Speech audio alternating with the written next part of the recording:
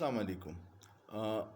ہندوستانی وزیر خارجہ نے جو بیان دیا ہے کہ میں کسی دہشت گرد ملک کے نمائندے سے مذاکرات نہیں کروں گا، یہ انتہائی فضول، بیہودہ اور جھوٹا پروپیگنڈا ہے۔